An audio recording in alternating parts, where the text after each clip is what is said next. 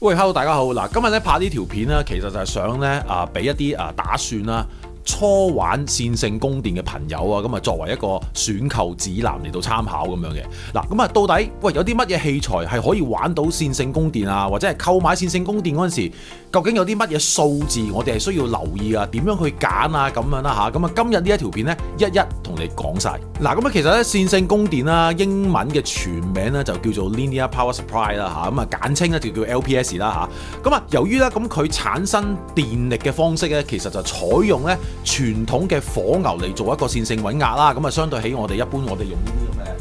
咁啊電子火牛嚟講啦嚇，嗰啲一種嘅叫做開合式嘅線路設計嚟講咧，電子火牛咧產生出嚟嘅電子噪音啊，咁啊相對於線性供電嚟講啊，咁啊有時係可以相差數十倍，甚至乎去到數百倍咁多嘅。咁所以咧玩線性供電咧，其實就係成為咧咁我哋玩數碼串流音樂嘅其中，我只能夠講係其中嘅一個靚聲嘅關鍵嘅啫嚇。咁啊線性供電我哋可以睇成為一個叫直流電，係直流電嘅供電器。咁其實咧我哋有好多嘅電器啊器材啦，咁其實最終咧佢哋都係需要用到直流電嚟到驅動嘅。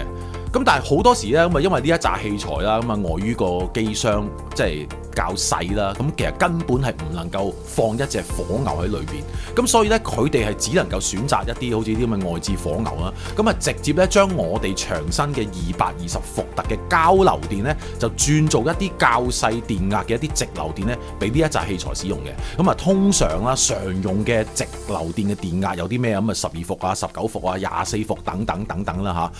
而通常咧，而喺我哋數碼音樂上邊所牽涉到嘅一啲周邊產品啊，例如最常用嘅 router 啊、modem 啊、switch 啊，咁啊去到黑膠嘅層面都有嘅喎嚇，咁啊例如係一啲風爐啊、黑膠嘅轉盤啊等等啊，通常咧都會用到線性供電咧，俾佢哋驅動嘅。好啦，咁啊另外或者你會問啊，喂咁 Peter， 喂咁係唔係？喂我件器材總之楞住一隻火牛都可以用到線性供電呢？咁樣當然啦，超過90%以上嘅 case 咧都係嘅。不過亦都有例外，咁好多時咧有一啲器材啦，咁啊佢雖然都係楞住隻火牛，咁但係咧佢隻火牛咧仍然都係用交流電輸出都有嘅喎嚇。咁啊最常見一個例子係啲咩咧？就係部分啊，我只能夠講部分嘅一啲黑膠嘅轉盤啊，咁佢哋好多時咧都會用到交流電咧嚟到驅動嘅，譬如有時19伏又有啊，24伏又有都會有嘅。喂，咁我點樣分辨咧？咁樣咁其實最簡單啦，你係可以咧睇翻佢原裝跟機嗰隻火牛嘅 output位置啦，咁有冇呢一個嘅 DC logo 喺度啊？咁如果有嘅話咧，就可以用到線性供電啦。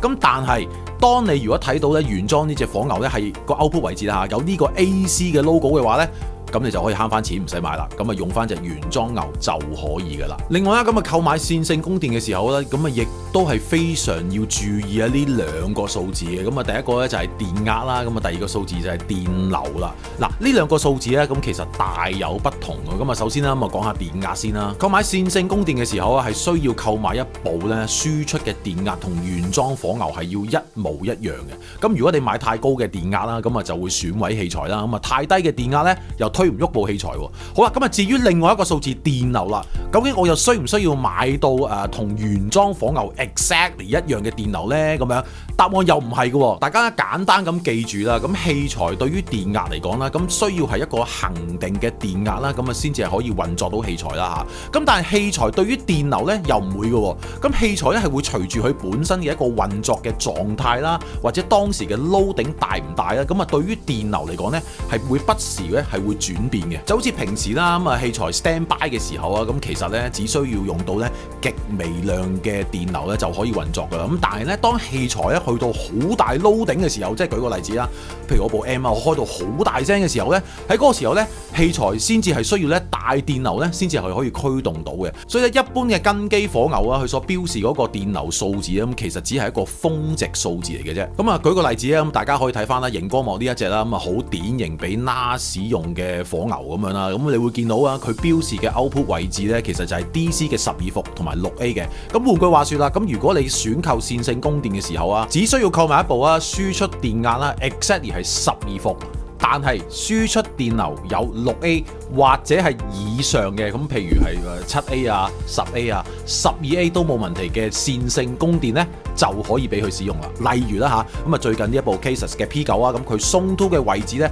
最高係可以出到咧12伏 7A 嘅電流，咁俾佢用呢，就完全冇問題啦。咁我希望呢一條片啦，咁可以俾到一個清晰嘅線性供電嘅購買指南俾大家啦。咁如果大家仲有啲咩問題嘅話呢，咁啊歡迎隨時 WhatsApp 我哋再傾啦嚇。咁如果你中意條片嘅內容，記得 like 啦、comment 啦，同埋介紹多啲朋友 subscribe 我哋嘅 channel。我哋下次再見，拜拜。